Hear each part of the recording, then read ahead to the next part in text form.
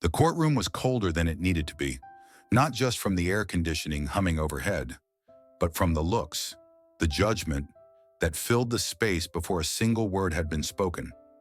All eyes turned toward the side door as the bailiff opened it with a heavy metallic clunk.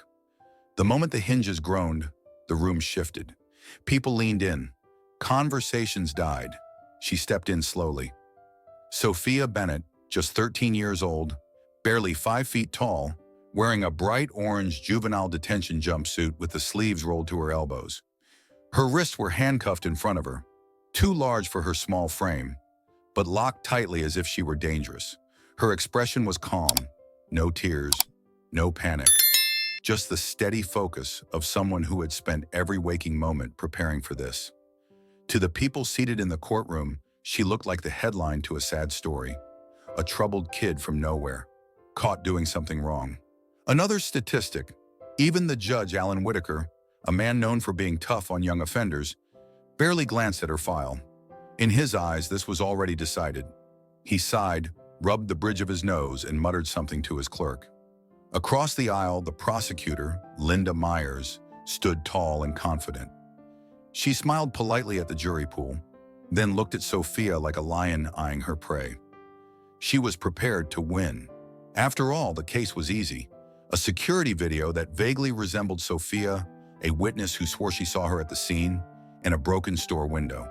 And beside Sophia sat her court-appointed attorney, Mr. Daniel Brooks, flipping through a thin folder. He whispered, "Just keep your head down and let me do the talking." But Sophia wasn't planning to keep her head down. She had spent the last 6 months reading every legal textbook her grandfather could find. Every night, every weekend, she read quietly in her juvenile cell, writing notes on napkins and memorizing court procedures. She'd read about evidence chain of custody, Miranda rights, witness reliability, and landmark cases like Perry v. New Hampshire and in Regaud. Because Sophia knew something no one else in the room knew. She was innocent, and she wasn't here to plead. She was here to fight. Today would not be the day she bowed her head and accepted blame for something she didn't do. Today was the day a 13-year-old girl in chains would walk into a courtroom full of adults and make them question everything they thought they knew about justice, truth, and the power of a young mind armed with knowledge.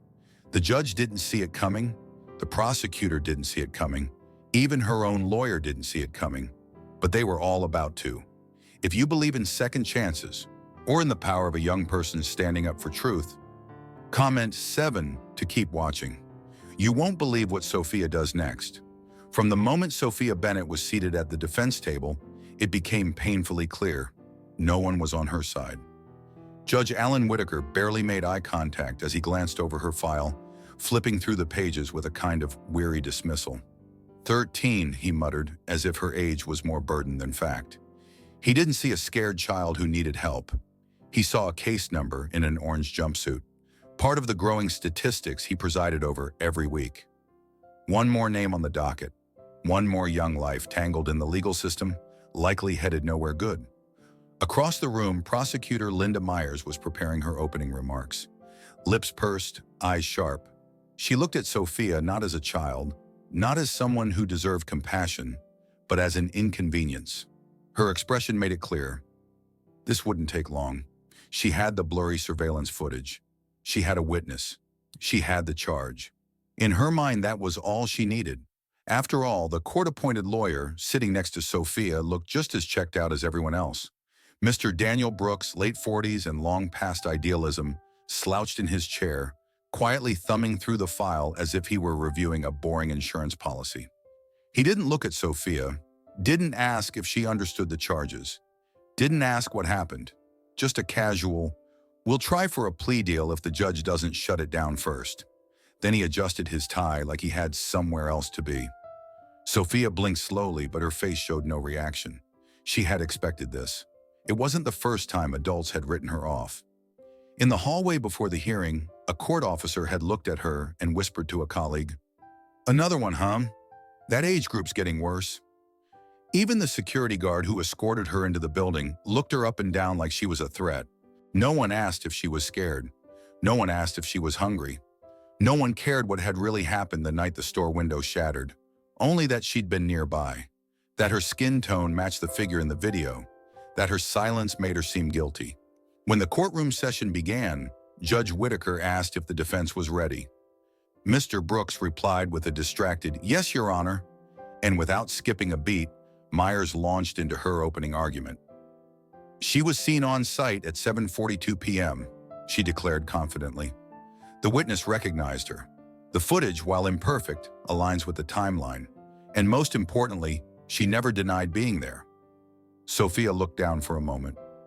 Not out of shame, but out of calculation. That wasn't true. She had tried to explain to the officers, had tried to speak when the cuffs were snapped on, but no one listened. Her words were brushed off, her voice treated like noise.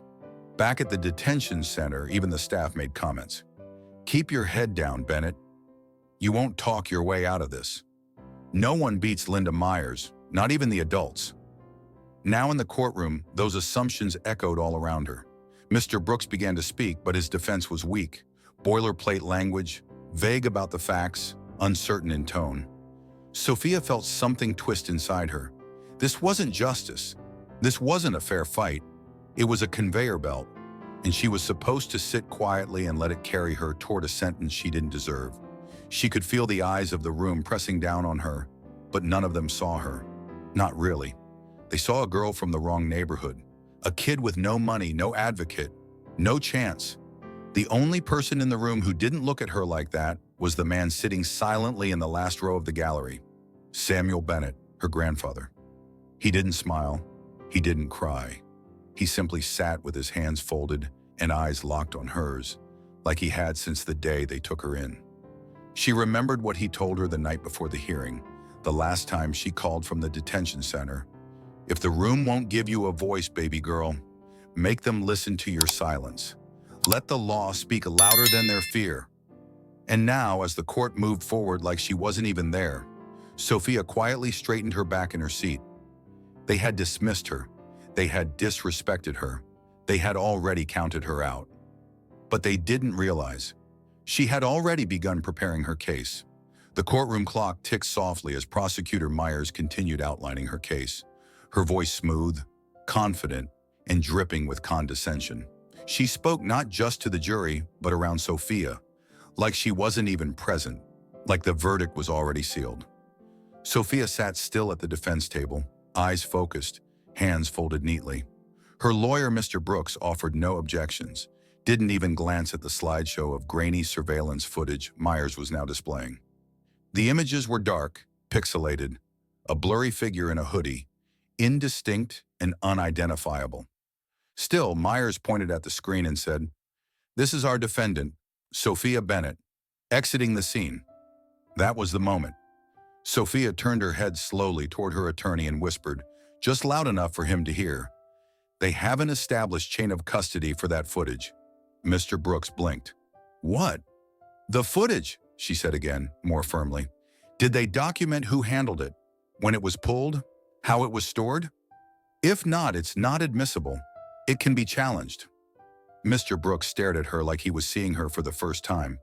"Where'd you hear that?" "Federal Evidence Rule 901, she said simply. Before he could respond, Sophia stood up. The room froze. Even Judge Whitaker raised an eyebrow. "Miss Bennett?" Sophia addressed the bench directly, her voice calm but clear. "Your Honor, I respectfully request that the footage being shown be reviewed for admissibility. The prosecution has not provided a chain of custody nor demonstrated authentication under Evidence Code guidelines." The silence was instant and total. Mr. Brooks scrambled to stand beside her, muttering, "I apologize, Your Honor. She's just..." But Judge Whitaker held up a hand. "Number, let her finish." Sophia took a breath. Her voice didn't tremble. "The footage was obtained from a third-party security system. The police report doesn't list who recovered it. There's no affidavit verifying the original source, and no timeline proving the file hasn't been altered." Linda Myers stiffened. "Your Honor, this is highly irregular." "And yet," Whitaker said slowly, "the young lady raises a valid question." He leaned back in his chair, now eyeing Sophia not with pity, but with interest. From the jury box, a few heads tilted. For the first time, people really looked at Sophia, not as a defendant, but as someone who knew exactly what she was doing. Mr. Brooks whispered out of the corner of his mouth, "You're not supposed to know any of this." "I read," Sophia replied simply, "and I remember." What had begun as a routine arraignment had just taken a sharp turn. A 13-year-old girl in shackles had just introduced legal doubt where no one expected it. She hadn't raised her voice. She hadn't cried. She had challenged them with knowledge, and it landed like a hammer. Judge Whitaker turned to Myers and said, "You'll need to present authentication by tomorrow. Until then, the footage is suspended from evidence." A murmur rippled through the courtroom, and Sophia sat down again, quiet and composed. The flash had come and gone, but its light had changed everything. By the time court resumed the next morning, the atmosphere in the room had shifted. The same judge who barely glanced at Sophia during her arraignment now gave her his full attention. The jury, once half distracted and disinterested, now sat forward in their seats. Even prosecutor Linda Myers looked guarded. It was as if the courtroom itself had realized something it had missed before. Sophia Bennett wasn't just defending herself. She was challenging the very system meant to swallow her whole.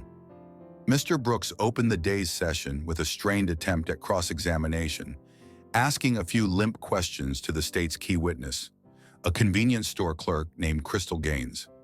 But as the witness continued her rehearsed testimony, something in Sophia's eyes narrowed. She leaned in, watching every blink, every pause, every contradiction. Then came the moment. "May I ask a few questions?" Sophia asked aloud, standing. Mr. Brooks looked stunned. "Sophia," but Judge Whitaker didn't hesitate this time. "Granted," he said, intrigued. Sophia approached the witness stand, hands steady, posture upright. Her orange jumpsuit didn't make her look small anymore. Somehow it made her look braver. "Ms. Gaines," Sophia began, "you testified that you saw someone who looked like me at approximately 7:40 p.m. near the store's entrance, correct?" "Yes," Crystal replied confidently. "That's when I saw you. I mean, the girl." "Right," Sophia said. "And you said she ran off down Lenox Avenue after the alarm went off?" "That's right." Sophia took a beat, then said, "Can you tell the court what's located directly across from Lenox Avenue, where you claim I ran?" Crystal paused. I'm not sure." Sophia nodded, turning to the judge. "It's the 9th Precinct Police Station, Your Honor, with 3 security cameras mounted on the corner pole. The footage from those cameras was not requested or included in the prosecution's evidence." The courtroom murmured. Crystal's composure cracked. Sophia continued. "So either I, a 13-year-old with no criminal record, stole from a store and then ran directly toward the nearest police station, or someone else did, and Ms. Gaines simply assumed it was me." Linda Myers stood up. "Objection. Argumentative." "Withdrawn," Sophia said smoothly, returning to her seat. Judge Whitaker looked down at his bench, concealing the hint of a smile. But Sophia wasn't done. She turned to the bailiff. "Your Honor, I'd like to submit a request to subpoena the precinct's exterior footage at 7:40 p.m. to establish movement patterns and the presence or absence of the alleged suspect." Whitaker blinked. "Request noted. Approved." Sophia nodded once and sat. The jury stared. Linda Myers stared. Even her own lawyer, Mr. Brooks, looked like he'd just witnessed something supernatural. Because in the span of 5 minutes, a girl they all expected to crumble had cast the first real shadow of doubt. Not through emotion, not through protest, but with facts, logic, and a masterful understanding of how justice should work. And just like that, the tables had turned. Now it was the prosecution on the defensive. Prosecutor Linda Myers was pacing now. Gone was the calm, assured woman who'd entered the courtroom with a win in her pocket. Now she shuffled through her notes like someone who'd misplaced their advantage, and maybe, just maybe, their certainty. The courtroom had gone from yawning boredom to electrified attention, and Sophia Bennett, the 13-year-old in the orange jumpsuit, was now the focus of every eye in the room. Judge Whitaker tapped his pen thoughtfully as he addressed the court. "Ms. Myers, the defense's subpoena for the precinct's security footage has been granted. In the meantime, we'll proceed with your next witness." Linda nodded stiffly and called her forensic technician to the stand, hoping to redirect the jury's attention to the glass shard evidence allegedly collected at the scene. Sophia sat still, but alert. Her fingers tapped lightly on her notepad, eyes locked on every word, every slide, every misstep. The technician explained that the glass recovered from the suspect's hoodie matched the storefront window shattered during the break-in. And then Sophia raised her hand. "Your Honor, may I?" Judge Whitaker leaned back, hands clasped. "Proceed." Sophia stood again, unshaken. "Sir," she said to the technician, "can you confirm when that evidence was bagged, tagged, and placed into custody?" The man flipped a few pages. "Approximately 10:15 p.m., the night of the incident." "And what time was the arrest report filed?" she asked. He paused. About 8:30 p.m. "So," Sophia said, her tone calm but cutting, "you're saying the glass was found and linked to the suspect after the suspect was already arrested, processed, and booked?" Silence. The jury looked confused. The judge blinked. Sophia didn't wait. "Do you have documentation that proves the chain of custody of that evidence from the crime scene to your lab?" He stammered. I believe the officer who collected it could provide that." "But she's not testifying today," Sophia said. "No. Then there's no verified record ensuring that this evidence wasn't contaminated, moved, or mistakenly associated with someone else's clothing?" Not that I have here. No." Sophia turned to the judge. "Then I respectfully request that the court strike the physical evidence from the record until authentication is provided." For a long moment, nothing moved. Then Judge Whitaker sighed deeply, nodding. "Motion granted. The evidence is suppressed pending proper documentation." A ripple ran through the room. A few jurors exchanged glances. Linda Myers turned pale. "And Mr. Brooks?" He leaned over and whispered, "You're doing my job better than I ever have." The skepticism that had filled the room from the beginning, the judgment, the assumptions, the quiet mockery, was beginning to fade. No one was laughing now, because Sophia had just discredited two major pillars of the prosecution's case: the video and the physical evidence. And she did it not with theatrics, but with precise legal accuracy. Judge Whitaker cleared his throat. "I've never said this to a defendant, but Miss Bennett, that was remarkably well argued." Sophia nodded slightly, then sat. Her voice may have been soft, but in that moment, it silenced every skeptic in the room. If you're rooting for Sophia, drop a 7 in the comments. If this story isn't your cup of tea, we still want to hear from you. Go ahead and comment 0. Either way, your voice matters. As the court recessed for lunch, the buzz of whispers filled the room. Jurors murmured in the hallway. Reporters outside scribbled furiously. And for the first time since the case began, Sophia Bennett, the girl in the orange jumpsuit who had just dismantled the prosecution's confidence, sat quietly, almost unnoticed, as the noise spun around her. But one pair of eyes had never left her. Samuel Bennett, her grandfather, remained seated in the back row of the gallery. He hadn't moved much during the trial, hadn't stood when others reacted, hadn't muttered a single word, but he never once looked away. His gaze was calm, watchful, not proud in the theatrical sense, but steady, like an anchor holding Sophia in place in the middle of a storm. She glanced back just once. They locked eyes. He gave her the smallest nod, and in that one motion, she remembered every night at the kitchen table, every weekend at the public library, every time he told her, "They can take your time, but they can't take your truth. Not if you know it better than they do." It hadn't been easy. After her mother passed, Sophia moved in with Samuel, a retired court clerk with a dusty bookshelf filled with outdated legal volumes. While other kids played video games, Sophia studied legal definitions.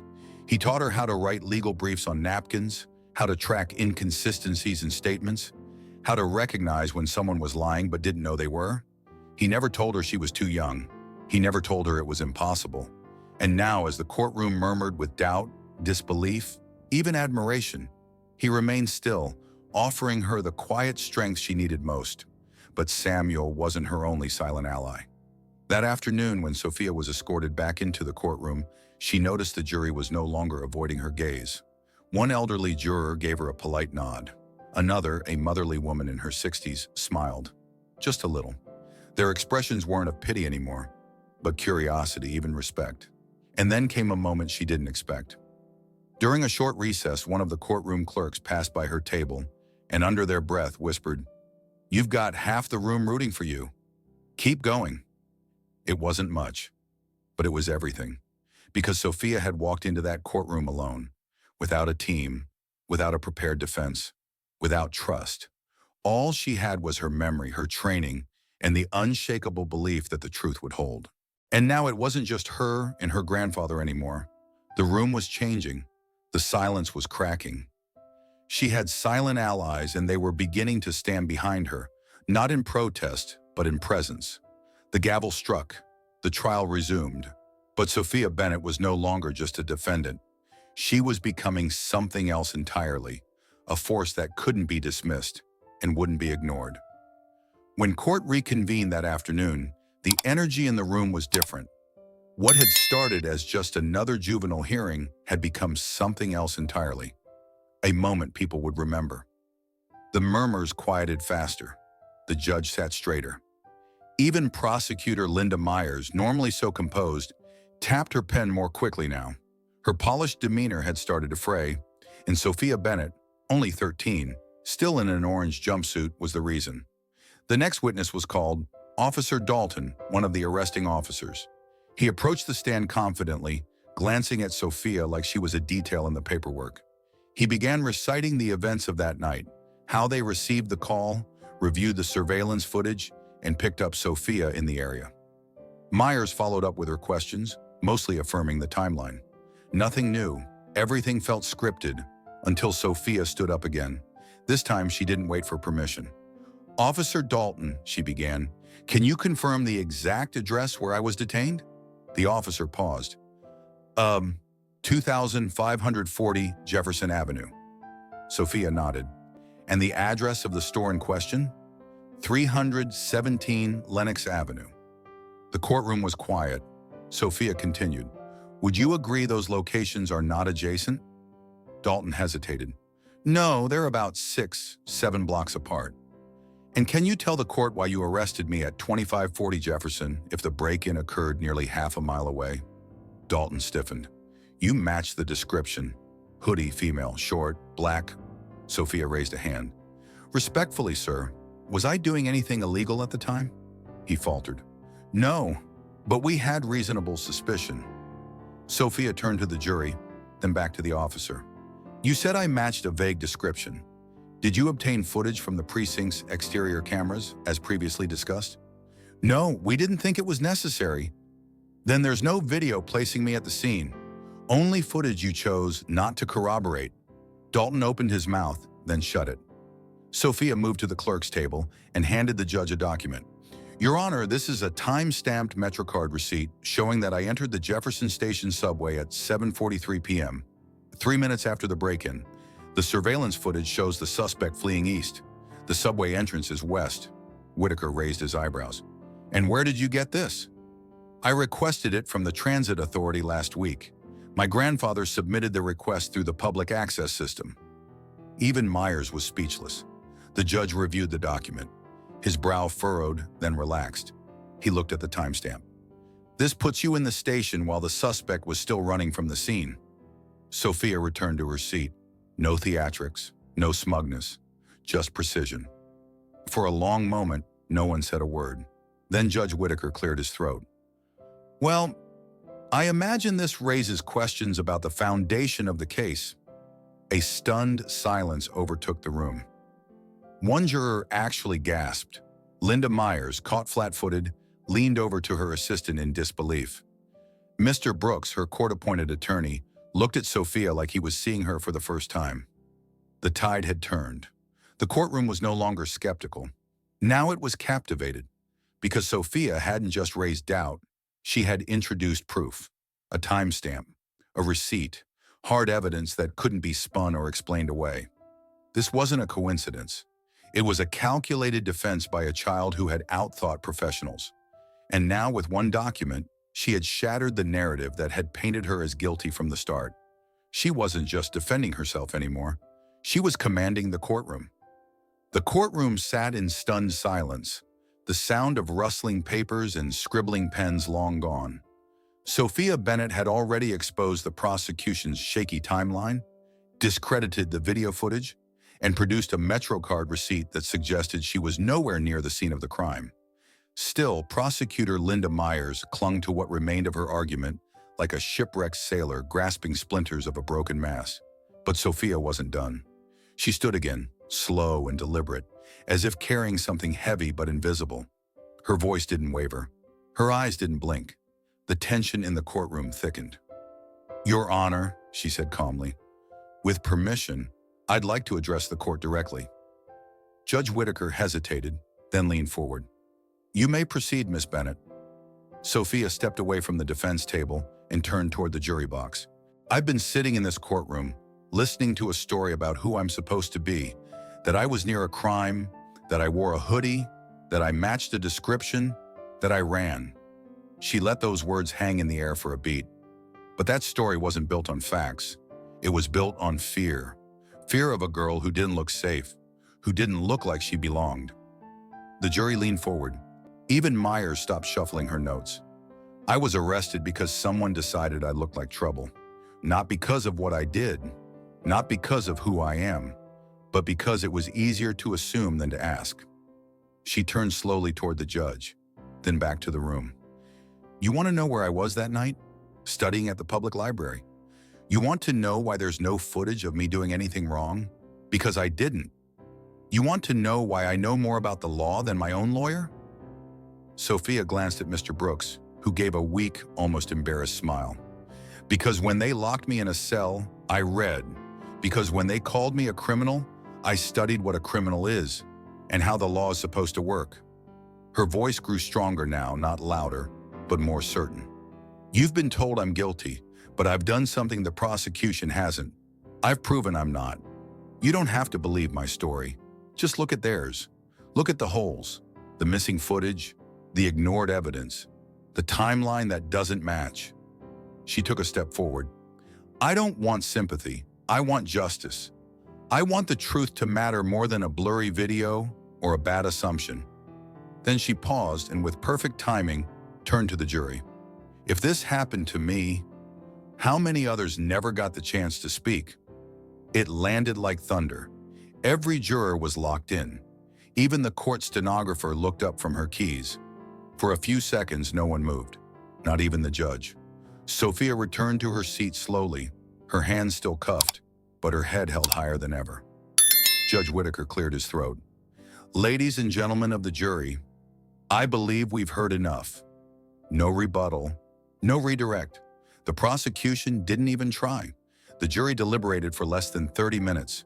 When they returned, the verdict was unanimous, not guilty." Sophia didn't cry. She didn't smile. She just nodded. Because the truth didn't need to shout. It had already spoken. Through her. The echo of the judge's gavel still lingered in the air as Sophia Bennett stepped down from the defendant's table, her wrists finally free of the cold steel cuffs that had bound her for weeks. The courtroom remained eerily quiet, not out of obligation anymore, but out of respect.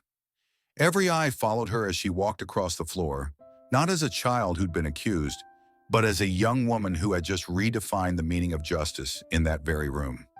Prosecutor Linda Myers gathered her folders with trembling hands, avoiding Sophia's gaze. Moments earlier, she had wielded the full force of the state's authority against a 13-year-old girl. Now she couldn't even meet her eyes. There was no fight left in her. Sophia hadn't just won. She had exposed the assumptions, shortcuts, and indifference that had nearly taken her future away. Judge Alan Whitaker stood as Sophia approached, something unheard of in his 20 years on the bench. "Miss Bennett," he said, voice low but steady, "in all my years of presiding over cases, I have never seen a defendant represent herself with such clarity, calm, and command of the law. You reminded this courtroom that truth doesn't come with a title. It comes with courage." Sophia didn't respond. She didn't need to. As she stepped into the hallway, a small crowd had gathered. Reporters, legal clerks, even strangers who had heard whispers of the girl who fought the system with nothing but her mind. But she didn't stop for the cameras. Her eyes searched for one person, and then she saw him. Samuel Bennett stood at the end of the hallway, waiting with open arms. His flannel shirt was neatly buttoned. His silver hair glowed beneath the fluorescent lights. No words were exchanged, just an embrace, deep, grounding, and filled with all the pride a grandfather could possibly hold. "You did it," he whispered into her ear. Sophia nodded against his shoulder. "No," she said. "We did." Back inside, Mr. Daniel Brooks lingered in the empty courtroom, watching from a distance. He had failed her in the beginning. There was no denying it. But in the end, he had witnessed something few ever see: a defendant rising higher than the very system designed to crush her. He picked up her notepad, the one she used during the trial, and found it filled with handwritten citations, sketches of courtroom diagrams, and quotes from landmark cases. Neat, organized, meticulous. He smiled to himself, humbled. Later that week, the verdict made headlines across local and national news. Journalists debated the integrity of juvenile justice. Legal blogs dissected the trial like a case study in law schools. But to Sophia, none of that mattered. She wasn't interested in becoming famous. She was interested in making sure this didn't happen to anyone else. Because beyond judgment, beyond the walls of that courtroom, was a world that still didn't see girls like her, still didn't listen to voices like hers. And that, she decided, would be her next mission. Not just to be heard, but to teach others how to speak for themselves. Days after the trial ended, the courthouse returned to its normal rhythm. Cases filed, motions heard, lives altered in quiet rooms under fluorescent lights. But in the corners of hushed conversations and within the chambers of those who had been there, one name lingered: Sophia Bennett. She hadn't shouted. She hadn't lashed out. She had simply understood. And in that understanding, she had done something few people, let alone a 13-year-old girl, had ever done. She had made the law listen. In the weeks that followed, something began to change in the city. The judge who presided over her case, Alan Whitaker, quietly requested new protocols for how juvenile defendants were represented. Prosecutor Linda Myers, known for her unshakable record, requested a leave of absence. Rumor had it she'd begun volunteering with youth legal literacy programs. Even Mr. Brooks, her once indifferent public defender, enrolled in additional training and started advocating for mentorship programs for young defendants. But Sophia, she went home, back to a modest apartment with cracked tiles and secondhand furniture. Back to nights at the kitchen table with her grandfather, Samuel Bennett, sipping tea and reading worn law books. But something was different now, not in how she was treated, but in how she saw herself. For the first time, the world had seen her not as a suspect, but as a mind, a force, a young woman whose voice mattered because it was informed, deliberate, and unshaken. And that, more than any verdict, was her greatest victory. She didn't want applause. She wanted awareness, because Sophia understood something far greater than just courtroom procedures or legal precedent. She understood what misjudgment feels like, what it means to be silenced before you've spoken, what it takes to stand when no one stands with you, and what it means to speak, not to be loud, but to be heard. It was never about proving everyone wrong. It was about proving that truth belongs to those who pursue it with courage and clarity, even when the odds say otherwise. In a world eager to judge, Sophia reminded us of something deeper. It's not fear that changes things. It's understanding. Understanding the law, understanding ourselves, and most importantly, understanding those who are too often overlooked. She had walked into that courtroom with shackles on her wrists. She walked out with the keys to a new future, not just for herself, but for anyone who might follow. And as she sat on the park bench one breezy afternoon, watching kids her age play without a care, Sophia pulled out a blank notebook, her next case perhaps, or maybe a letter to another girl who needed to know, you're not alone, and you are more powerful than they think. Because real justice doesn't wear a robe or hold a gavel. Real justice starts with understanding and a voice willing to use it. As we look back on the story of young Sophia Bennett, many of us may find ourselves both moved and challenged. It's not every day that a 13-year-old girl walks into a courtroom in an orange jumpsuit and walks out having shaken the very foundation of the justice system. But Sophia didn't do it with force, with a loud voice, or with influence. She did it with something many of us have spent our entire lives valuing: understanding.